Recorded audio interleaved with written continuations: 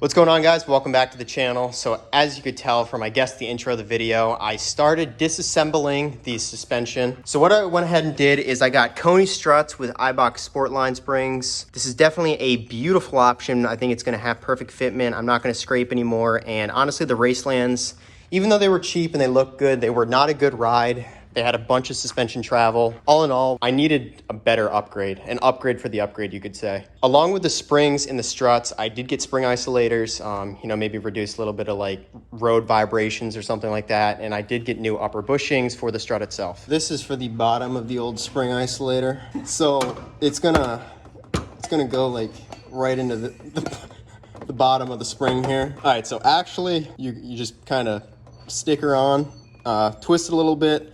Now, I saw other videos of people doing these, and they were putting WD down that. I highly recommend not doing that because you're just putting oil against rubber and metal, so it's obviously gonna slip at some point. When I did my Honda Shadow build, I actually poured a little bit of alcohol down here because you get like 15 seconds of wet and then it dries up well and it doesn't leave any residue. Or you could just be absolutely jacked like I am and just kind of... All right, alcohol might come up.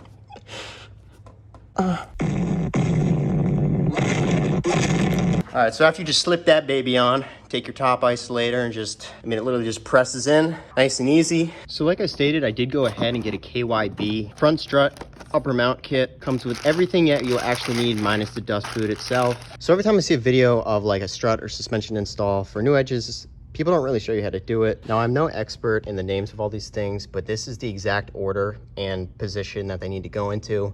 So you're gonna start with this on the bottom, followed by dust boot cover bushing. I don't know what these are called. The bottom mount plate here, your top bushing with your spacer, the big strut washer, and then your Koni nut. All right, so to get the spring into the car, it makes a world of difference if you mock it up to the top first. You'll kind of feel it click in. There we go. There it is. So you can see top isolator fitting in the center.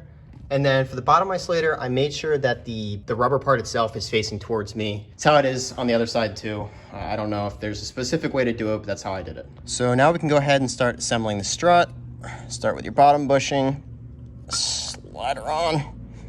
Maybe dust boot bushing sits right in there like that. Then the bottom mounting plate. All right, so this part's a little complicated, especially if you're doing it by yourself like I am. Holding a very heavy strut while you try to line everything up. All right, I'm through there. Slap that bushing in there. Can't see. I think that's right. Still can't see. Slap that nut. Now the nut for the actual mount. That sucks. That sucks a lot.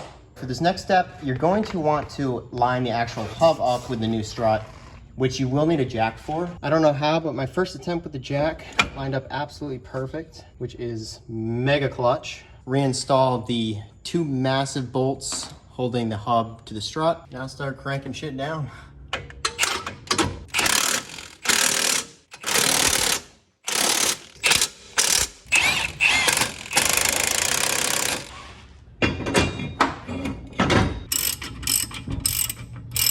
All right guys, so I already went ahead and started on the rear. As you can see, it is tightened down. Now it is a 19 millimeter, the new Koni shock. I decided not to include this in the video because I did this in the Raceline install, which I will be linking to this video, and I had to take out the Mach 1000 system, which was a pain in the ass. Down below, we can start by grabbing our jack and releasing some of this pressure. Go ahead and remove the old spring. You can just take your lower spring isolator and then just tap it in with a mallet. And now we are going to tape the upper spring isolator to the spring itself so it doesn't, fall off or move around when we're actually positioning the spring into place. Okay. And then one little note to make sure that it's in right, the end of the spring should be pointed towards the front of the car. Now we can go ahead and tighten our bottom shock bolt.